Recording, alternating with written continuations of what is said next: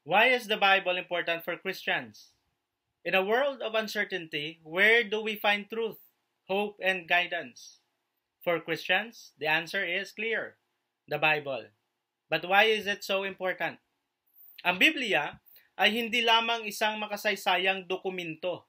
Ito ay isang buhay, aktibong salita na sentro ng pananampalataya at buhay Kristiyano. Ang kahalagahan nito ay nagmumula sa maraming tungkulin nito: pagpapahayag sa Diyos, pagbibigay ng kaligtasan, paggabay sa pang-araw-araw na buhay, pagpapalago ng espiritualidad at paghubog sa simbahan. First, the Bible reveals God. It unveils His character, His plan of salvation, and His will for our lives. Psalm 119:105 beautifully describes it as a lamp of my feet and a light on my path.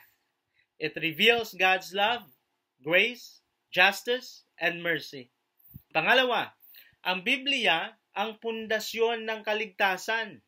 Naglalaman ito ng mabuting balita.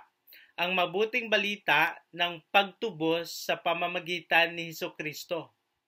Ang Juan 3:16, ang pinakamahalagang talata, ay nagpapahayag ng walang hanggang pag-ibig ng Diyos, sapagkat gayon na lamang ang pag-ibig ng Diyos sa sanlibutan, kaya't ibinigay niya ang kanyang bugtong na anak, upang ang sinumang sumampalataya sa kanya ay hindi mapahamak, kundi magkaroon ng buhay na walang hanggan. Third, the Bible guides our daily lives.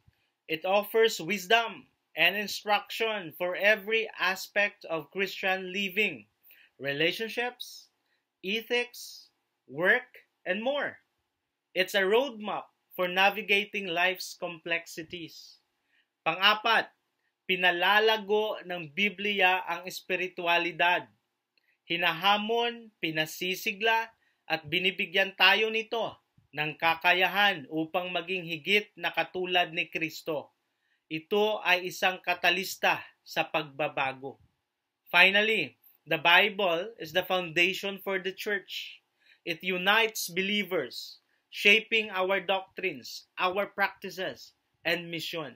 It's the bedrock of our faith. Ang Biblia ay hindi lamang isang aklat. Ito ay ang buhay na salita ng Diyos na mahalaga para sa bawat aspeto ng buhay Kristiyano. Huwag lamang itong basahin, isabuhay ito. Hayaan ang kapangyarihan nitong baguhin ang iyong buhay. Hayaan ang katotohanan nito na gabayan ang bawat hakbang mo. Pagpalain nawa tayo ng Panginoon.